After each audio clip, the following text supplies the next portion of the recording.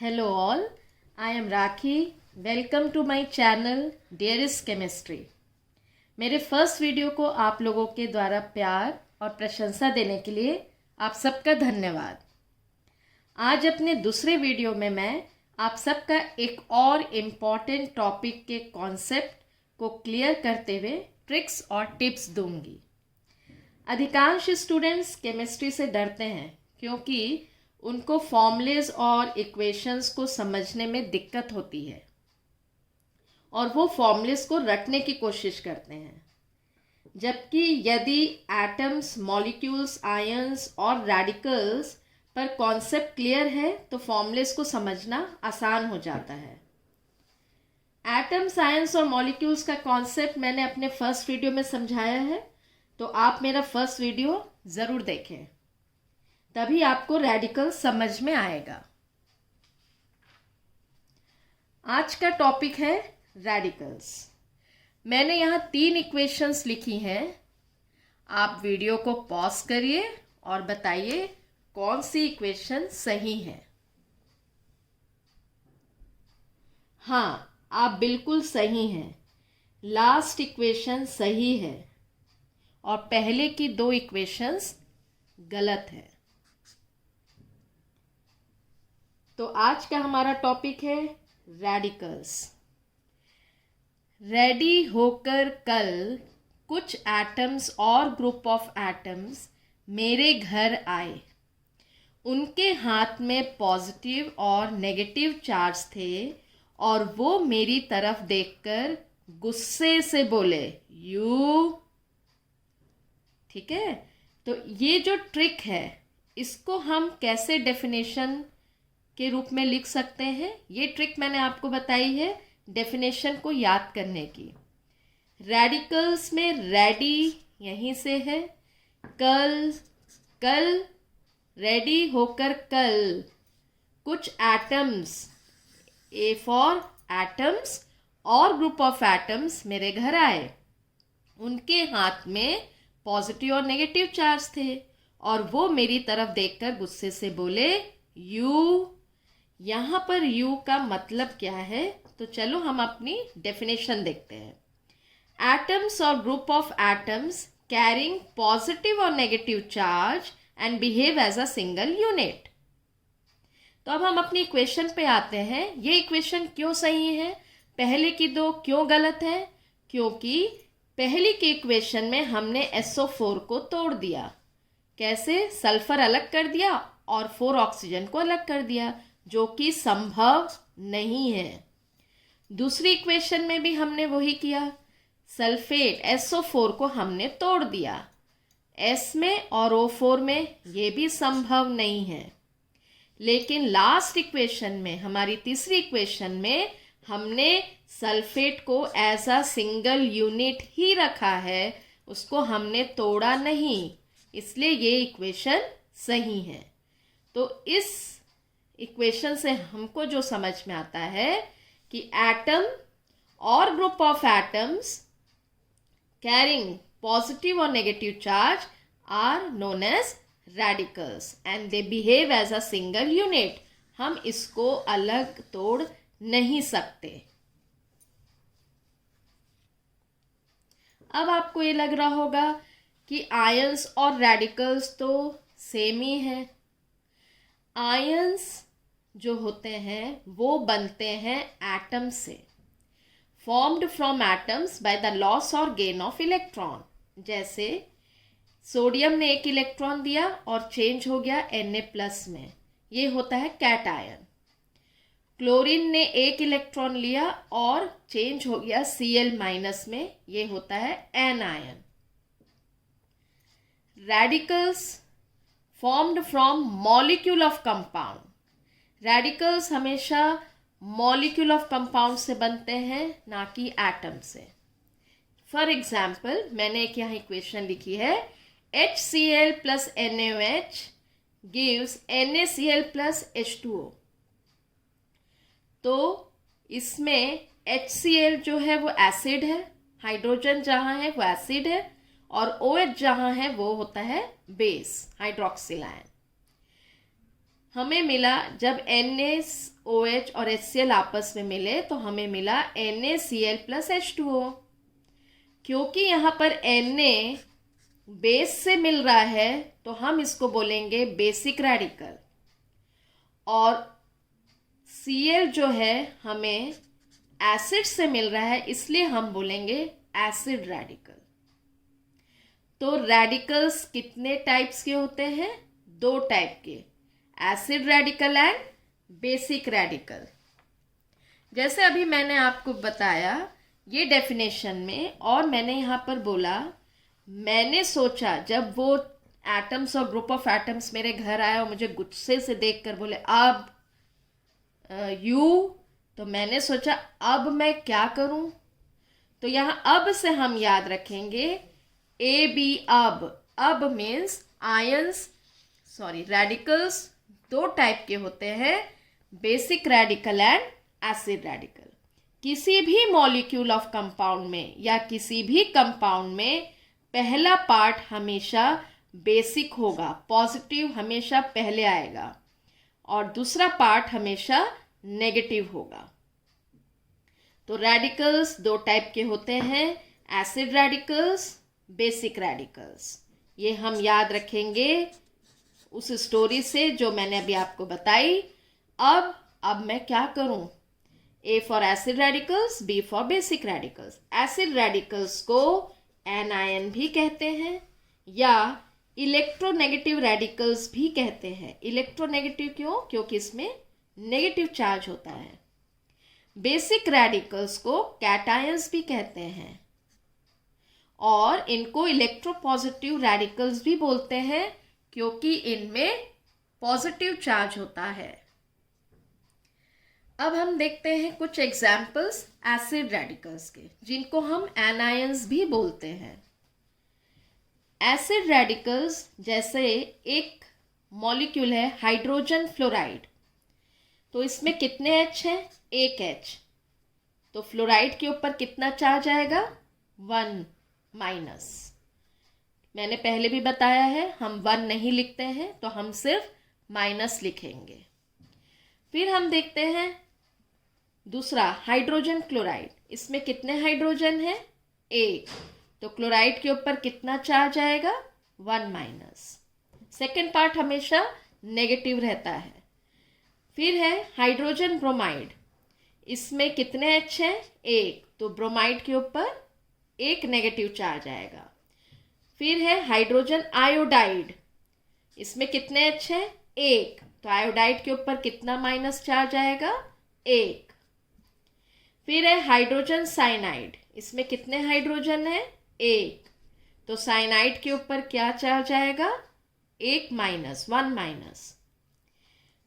Water H2O, इसका chemical name होता है डाई हाइड्रोजन ऑक्साइड, इसमें कितने हाइड्रोजन है? 2। तो ऑक्सीजन के ऊपर कितने चार्ज आएगा? 2 minus oxide. H2O di hydrogen oxide से एक और माइनस एनायन रेडिकल या एसिड रेडिकल बनता है जिसे हम बोलते हैं हाइड्रोक्साइड। हमने इसमें कितने H हटाए? 1, इसलिए ये 1 माइनस चार्ज आएगा। नेक्स्ट है हाइड्रोजन सल्फाइड, कितने हाइड्रोजन है? 2। तो सल्फाइड में कितने माइनस चार्ज आएंगे? 2 माइनस। फिर है नाइट्रिक एसिड HNO3, कितने हाइड्रोजन है? 1। तो नाइट्रेट के ऊपर कितना चार्ज आएगा? 1 माइनस। फिर है सल्फ्यूरिक एसिड, फॉर्मूला है H2SO4, कितने हाइड्रोजन है? 2। तो सल्फेट के ऊपर कितने चार्ज आएंगे? -2। कार्बोनिक एसिड, फॉर्मूला है H2CO3, कितने हाइड्रोजन है? 2। तो कार्बोनेट के ऊपर कितने चार्ज आएंगे? 2 माइनस। नेक्स्ट है एसिटिक एसिड, जिसको हम विनेगर भी बोलते हैं, फॉर्मूला है CH3COOH, कितने H है? 1। यहाँ हमको ध्यान रखना है यह ऑर्गेनिक एसिड में COH ग्रुप होता है, इस COH में जितने हाइड्रोजन है उस हाइड्रोजन को हम गिनते हैं, ना कि इन हाइड्रोजन्स को। ठीक है, जो COOH में है उस हाइड्रोजन को हम गिनेंगे। तो इसमें एक हाइड्रोजन है तो इसके ऊपर एसीटेट पर कितना चार्ज आएगा, 1-। ये होता है ऑक्जेलिक एसिड। ऑक्जेलिक एसिड में 2 COH होते हैं। अगर आपको ये याद रखना है तो एक ट्रिक है, ऑक्स मतलब बैल होता है। तो फार्मर जो किसान होते हैं वो हल चलाते हैं, तो हल में कितने बैल होते हैं, 2। तो हम याद रखेंगे 2 COH यहाँ पर हमको लिखना है। यहाँ पर 2H है तो ऑक्सलेट पर कितने चार्ज आएंगे, 2-। ये है फॉस्फोरिक एसिड H3PO4, तो कितने हाइड्रोजन है, 3। तो फॉस्फेट में कितना चार्ज आएगा, 3-। ये होता है CH4 मीथेन, कितने हाइड्रोजन है, 4। तो कार्बन पर कितने चार्ज आएगा, 4-, जिसको हम कार्बाइड बोलेंगे। ये है NH3 अमोनिया। अमोनिया में कितने हाइड्रोजन है, 3। तो कितने चार्ज आएगा नाइट्रोजन के ऊपर, 3-, जिसको हम बोलेंगे नाइट्राइड। ये है PH3 जिसको हम फॉस्फिन बोलते हैं, कितने हाइड्रोजन है, 3। तो फॉस्फाइड में कितना चार्ज आएगा, 3-।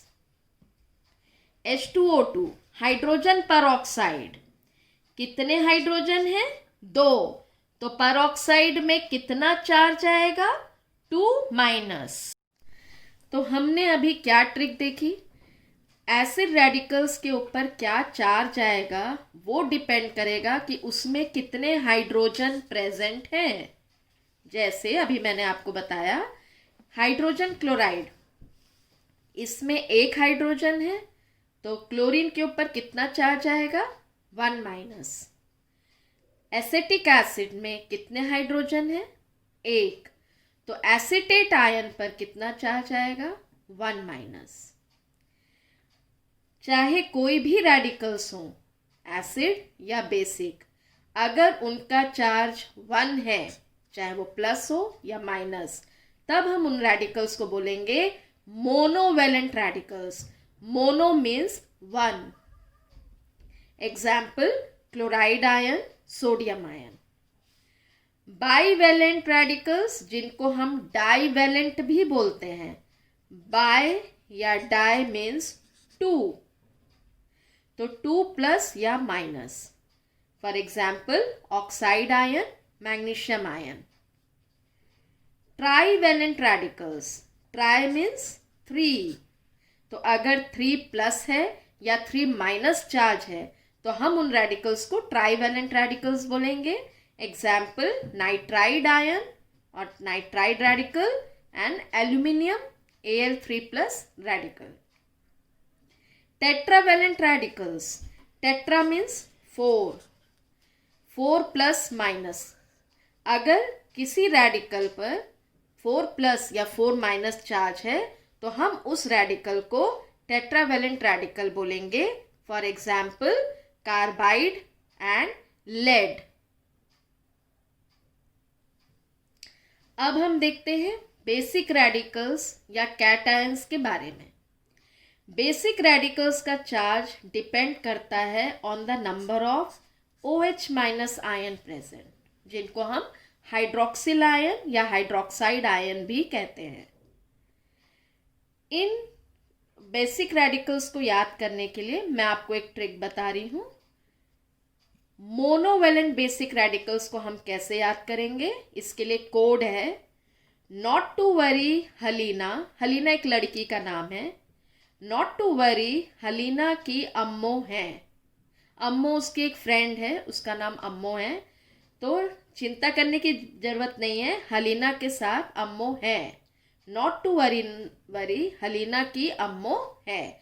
नॉट टू यहाँ क्या है, नाइट्रोनियम आयन NO2+। वरी कुछ नहीं है। हलीना, ह मतलब हाइड्रोजन, ली मतलब लिथियम, ना मीन्स सोडियम, की, के मीन्स पोटेशियम।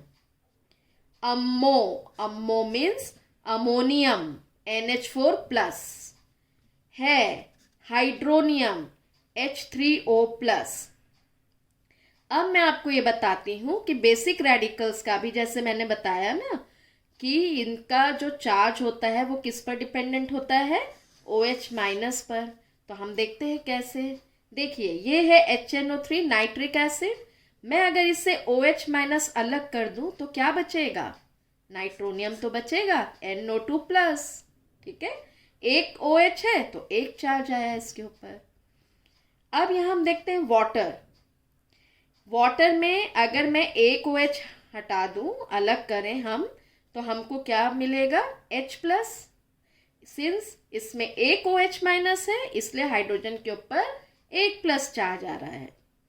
अगर मैं दो मॉलिक्यूल्स ले लूं वाटर के, तो हम अगर एक OH हटा दें तो हमको क्या मिलेगा, H3O plus means hydronium ion. अब हम देखते हैं डाइवेलेंट बेसिक रेडिकल्स के बारे में। Divalent means having 2 plus charge. इसके लिए भी मैंने एक कोड बनाया है। अगर आप लोग तारक मेहता का उल्टा चश्मा देखते होंगे तो उसमें एक बहुत फनी कैरेक्टर है जेठालाल, तो मैंने उस पर बेस्ड एक बनाया है कोड। जेठालाल मनी बाका से मंगाता है। बागा नाम है उस कैरेक्टर का, जो उसका नौकर होता है दुकान में उसकी, लेकिन मैंने यहाँ अपने ट्रिक के लिए बाका ले लिया है क्योंकि बागा कुछ गा कुछ है नहीं इसमें। तो जेठालाल मनी बाका से मंगाता है। जेठालाल का Z जो है वो हो गया जिंक Zn2 प्लस। मनी का मैंगनीज Mn2 प्लस। निकल Ni2 plus. Barium Ba2 plus. Calcium Ca2 plus. से कोई मतलब नहीं है। मंगाता फिर से आ गया, मैग्नीशियम Mg2 प्लस। हमें पता है कि पहले मैंगनीज ही आएगा, यहाँ याद रख लेंगे N से, फिर मैग्नीशियम, क्योंकि यहाँ पर G भी आ रहा है तो ऐसे याद रख सकते हैं। है का कुछ यहाँ पर मतलब नहीं है। ठीक है, अब हम बढ़ते हैं ट्राइवेलेंट बेसिक रेडिकल्स पर। ट्राइवेलेंट बेसिक रेडिकल्स मतलब हैविंग 3 प्लस चार्ज। इसके लिए मैंने कोड बनाया है, आलस बेकार है। आलस बेकार है, आलस बेकार है मतलब आलस नहीं करना चाहिए ना, we should be very active. आलस बेकार है तो आल aluminium Al3 plus. Arsenic As3 plus. बेकार bismuth Bi3 plus. Chromium Cr3 plus. है से यहाँ कोई मतलब नहीं है। अब मैं आपको पूरे इन रेडिकल्स की एक टिप देना चाहती हूँ जो अभी हमने पढ़ा। जिस भी मॉलिक्यूल में, जिस भी रेडिकल में अगर आपको हाइड्रोजन, नाइट्रोजन या क्लोरीन दिखे तो वहां पर 1 चार्ज आएगा, याद रखिएगा, चाहे वो प्लस हो या माइनस हो। अगर किसी रेडिकल में सल्फर S या क्रोमियम Cr आए तो वहां 2 प्लस चार्ज आएगा या माइनस, जो भी हो। अगर कहीं P दिखे आपको किसी रेडिकल में तो वहां 3 चार्ज आएगा, चाहे प्लस हो या माइनस। अब इसको हम कैसे याद रखेंगे, तो यहाँ एक छोटी सी ट्रिक है। हे नकल, स्टॉप कर प्लीज, मतलब ए तुम नकल कर रहे हो, रोको तुरंत प्लीज। तो हे नकल, हे H हाइड्रोजन, नकल N नाइट्रोजन, कल क्लोरीन, स्टॉप S सल्फर, कर क्रोमियम, P प्लीज फॉस्फोरस। तो आज हमने रेडिकल्स के बारे में पढ़ा और आपको एक चीज बहुत क्लियर रखनी है, आयंस और रेडिकल्स के बीच में एक बेसिक डिफरेंस बताया मैंने।